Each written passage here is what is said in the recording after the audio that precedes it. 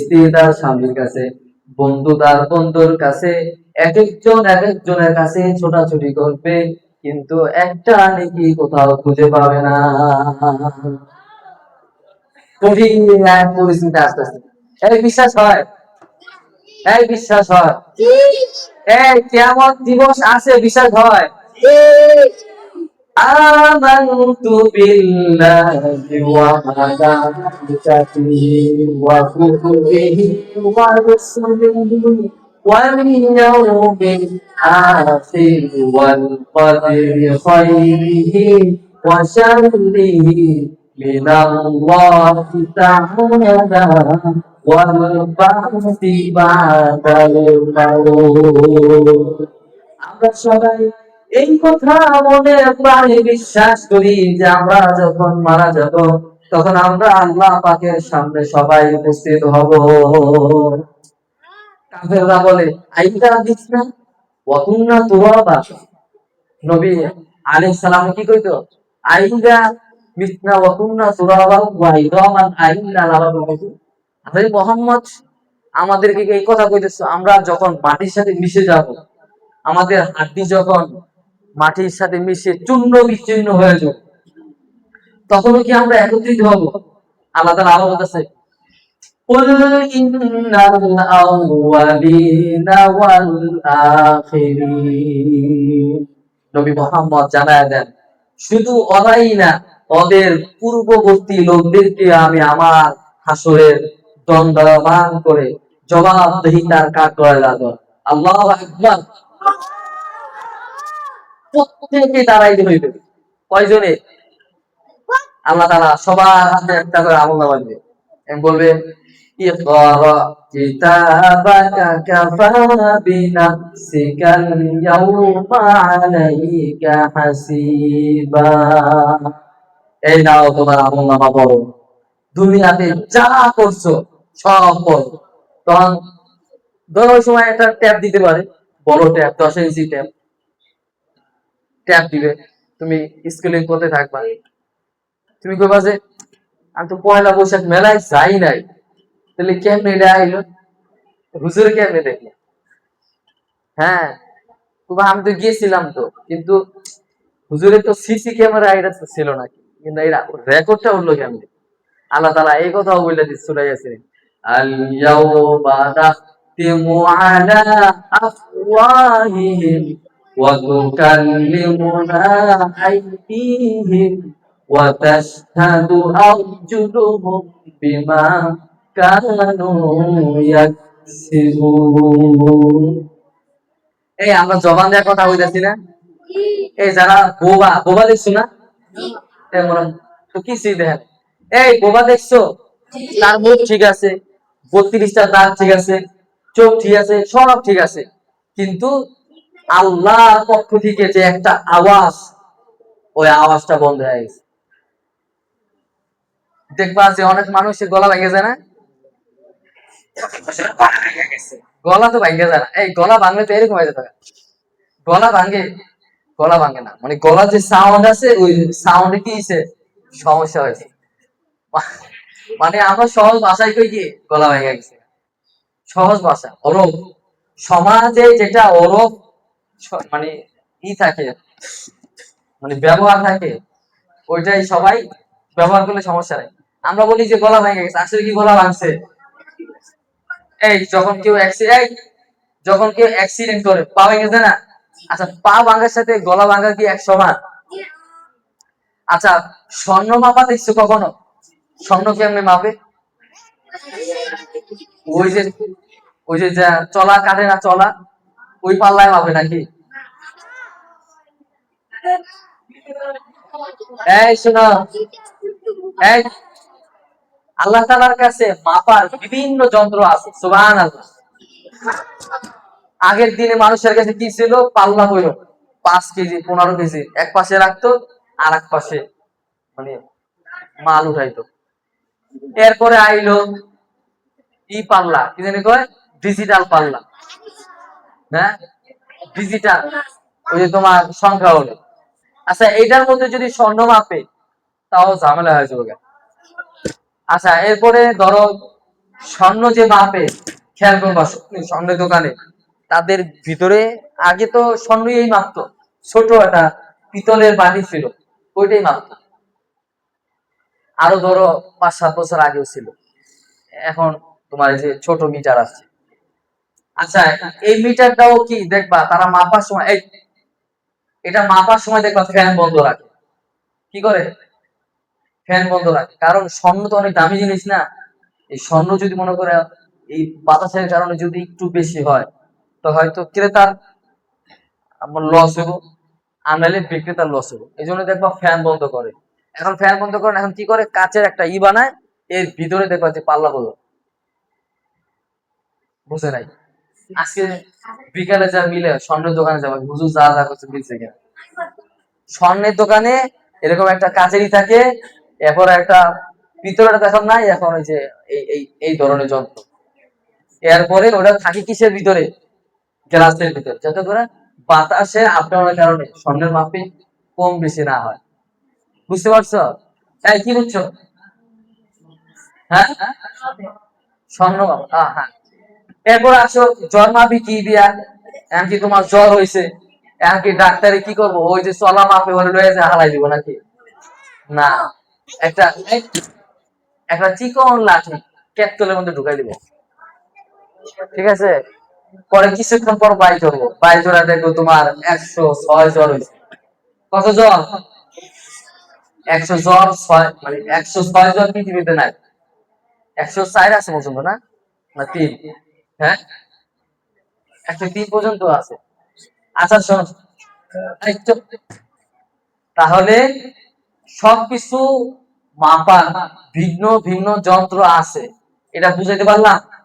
তাহলে চলা মাপার বড় পাল্লা আছে, সবজি মাপার মিটার আছে, স্বর্ণ মাপার ছোট মিটার, জল মাপার ছোট একটা কাঠি, আর নেকি মাপার কি যন্ত্র, ওটা কিয়ামতের মধ্যে আমরা দেখতে পাবো ইনশাআল্লাহ। বলো ইনশাআল্লাহ, বলো ইনশাআল্লাহ।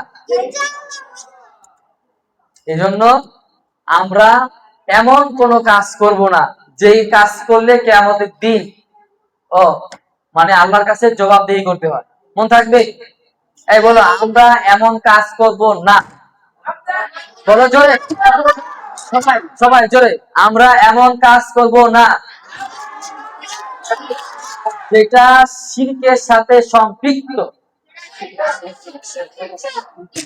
এই যে আজকে সকালবেলা হেরা বাইরেছে, লাল লাল নিয়ে শাড়ি পরে, হাতে শাখা, চোখে ইঁদুর, চোখে কি দিছে, ইঁদুরের বুকলি লাগাইছে।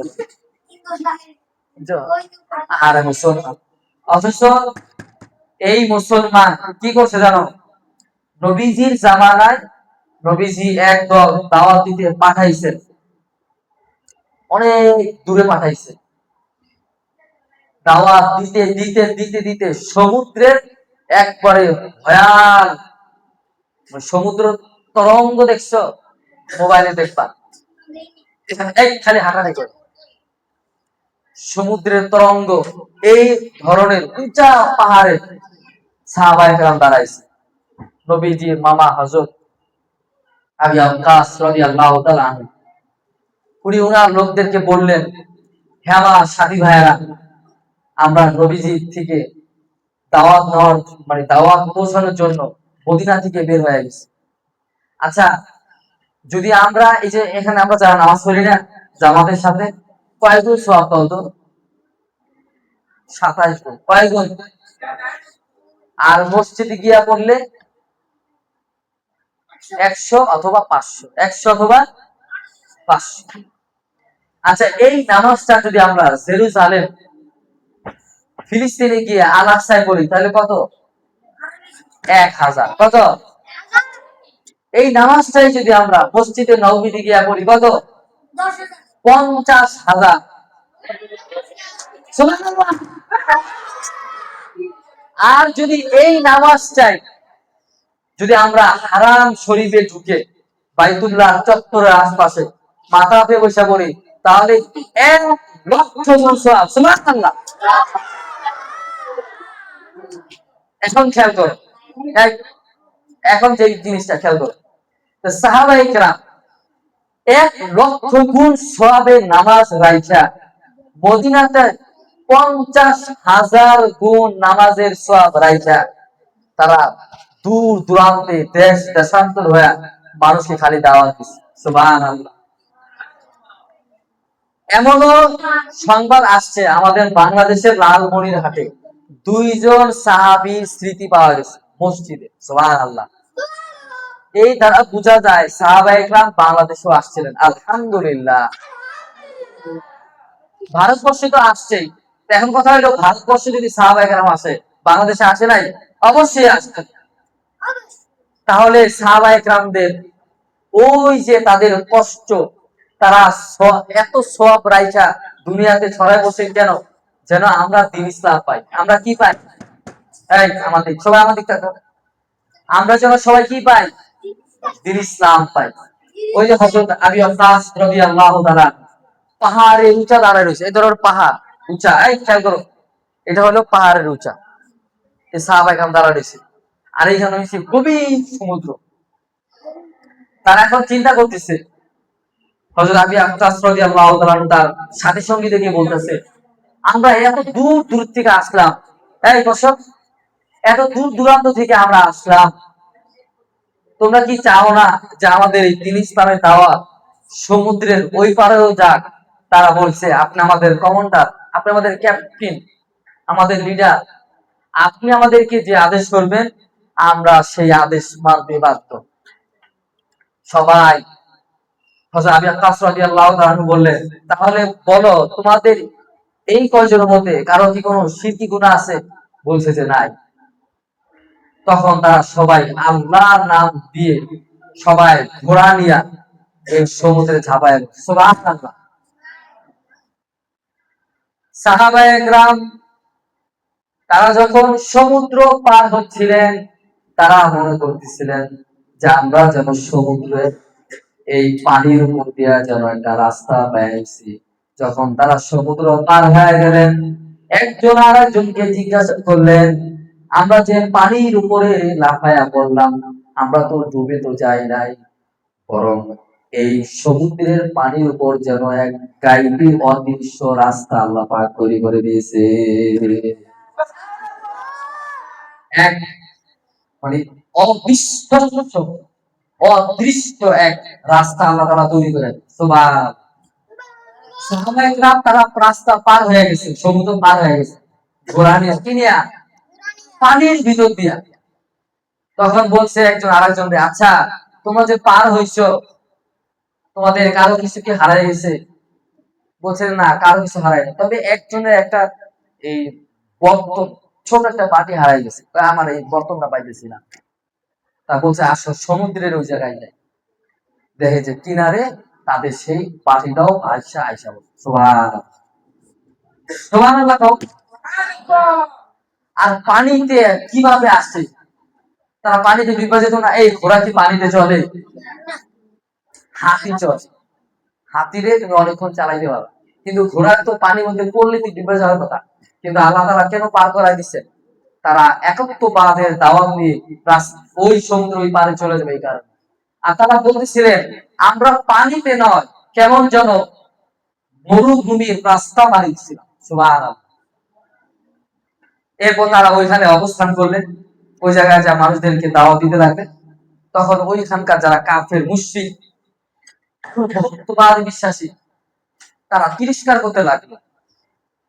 আর আবু ওয়াক্কাস রাদিয়াল্লাহু তাআলা উনি একটা মাটি দিয়া, ওনার যে সাথী সঙ্গী ছিল সবারে বলছে, এই তোমরা মাটি দিয়ে একটা টিলা বানাও।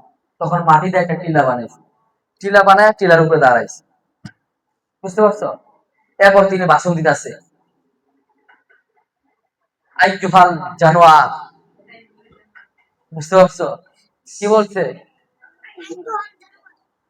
আর অনেক শব্দ আছে, তোমাদেরকে সহজ ভাষা বললাম। জানোয়ার মানে কি?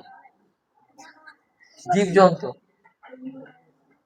বলছে নাহনু আসহাবি রাসূলিল্লাহ সাল্লাল্লাহু আলাইহি ওয়াসাল্লাম, যে হে এই পারে থাকা হিংস্র জীবজন্তু শোনো, আমরা রাসূলের সাহাবী, একত্ববাদের দাওয়াত দেওয়ার জন্য এখানে আসছি। সুতরাং তোমরা যার যার জায়গায় পৌঁছায় যাও। তখন ওইখানকার লোকেরা হাসতে লাগলো, কেন কথা যে এই জানোয়ার গুলো, এই জীব জন্তু গুলো মানুষের ভাষা বুঝবে। তখন তারা হাসছে। তখন দেখে কিছুক্ষণের মধ্যে সাপ তার বাচ্চা নিয়া, জীব জন্তু এক একজন, মনে করো বাঘ তার বাচ্চা নিয়া, ভাল্লুক তার বাচ্চা নিয়া, যত ধরনের যত জীব জন্তু ছিল হিংস্র, সবাই সবার বাচ্চা বুচ্চা নিয়া সবাই মানে স্থান ত্যাগ করে দিছে। তো আশ্চর্য হয়ে গেছে যে কিভাবে সম্ভব যে মানুষের ভাষা জীবজন্তু শোনে। সুবহানাল্লাহ কও। এক সময় আমাদের ভাষা জীবজন্তু বুঝতো, এখন বুঝে না কেন? এখন বুঝে না কেন বলতো? এখন আমরা গুনায় লিপ্ত। আমরা কি গুনায় লিপ্ত? আমাদের কথা এখন এক হাতেই শুনে না, এক হাতে একটা কই আর এক হাতে আর একটা কই। মানুষ তো দূরের কথা, সন্তান মায়ের কথা শোনে না, মা সন্তানের কথা শোনে না, টিচার ছাত্রের কথা শোনে না, টিচার ছাত্রের কথা শোনে না। এই এক মানে দুরবস্থা তৈরি হয়ে গেছে। কেন? গুনাহের কারণে। এই গুনাহ যখন দূর হয়ে যাব, আমরা যখন কোরআনের বিধান মানতে পারবো, তখন আল্লাহ তাআলা আসমান থেকে বরকত আসবে ইনশাআল্লাহ। বলো ইনশাআল্লাহ। সব কথার এক কথা হইল আমরা একত্ববাদে বিশ্বাসী। বলো আমরা কি? দুই, আমাদের সাথে শিরকের সাথে কোনো সম্পর্ক নাই। বলো শিরকের সাথে কোনো,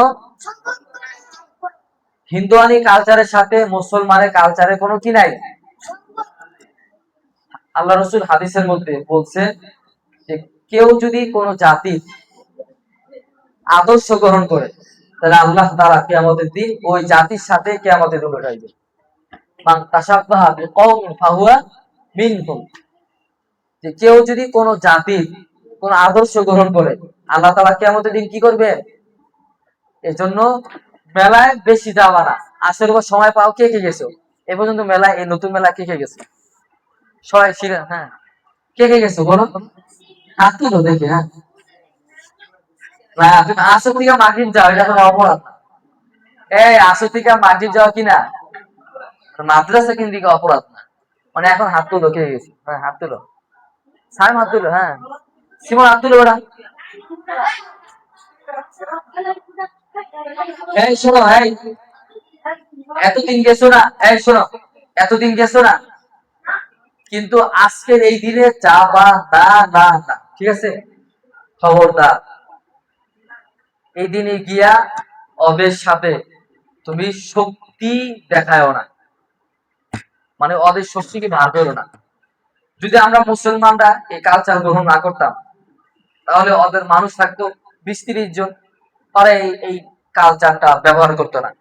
আজকে এই হিন্দুয়ানি কালচার মুসলমানদের ভিতর ঢুকে গেছে। আল্লাহ তাআলা আমাদের সব মুসলমানদেরকে এই কালচার থেকে হেফাজত করুন। বলো আমিন, বলো আমিন। বলো আমরা আজকের দিনের জন্য মেলায় যাব না। কালকে তুমি যাও, সমস্যা নেই, কালকে আমি অনুমতি দিলাম, আজকের থেকে মাগরিব পর্যন্ত যেতে পারো, কিন্তু আজকে যাও না, ঠিক আছে? আজকের থেকে মাগরিবের 10 মিনিট আগে পর্যন্ত গেলা, আমি তো যাই না। এটা কোন জায়গায়? এটা কোন নামা? ওদিক দিয়ে নামা।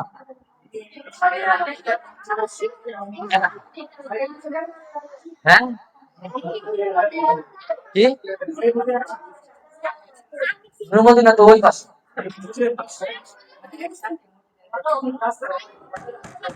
হ্যাঁ ঠিক আছে, তোমরা যাও, কিন্তু আসরের পর যাবা, ঠিক আছে? যেহেতু আসরের পর তোমাদের ছুটি, এখানে আমাদের হস্তক্ষেপ করার কি নাই, সুযোগ নাই, যাইতে পারো, কিন্তু আজকের দিনে যাবা না। কারণ আজকে সংস্কৃতির সাথে ইসলামের একটা সাংঘর্ষিক সমস্যা। এখানে তুমি যাবা, কিয়ামতের দিন তোমার দেখানো হবে এই যে তুমি শিরকের সাথে লিপ্ত ছিল, ঠিক আছে? খবরদার। আল্লাহ তাআলা আমাদের সবাইকে হেফাজত করেন, বলে আমি। আচ্ছা আজকে শুধু তোমাদের ঘুমের 20 মিনিট বাড়াই দেওয়া হবে, ঠিক আছে? হ্যাঁ হ্যাঁ হ্যাঁ, আচ্ছা শাহবাগ আছে। সবাই সূরা ফাতিহা পড়ো। আউযু বিল্লাহি মিনাশ শাইতানির রাজীম। বিসমিল্লাহির রাহমানির রাহিম। আলহামদুলিল্লাহি রাব্বিল আলামিন আর রাহমানির রাহিম মালিকি ইয়াউমিদ্দিন। ইyyaka na'budu wa iyyaka nasta'in ihdinas siratal mustaqim. صراط الذين أنعمت عليهم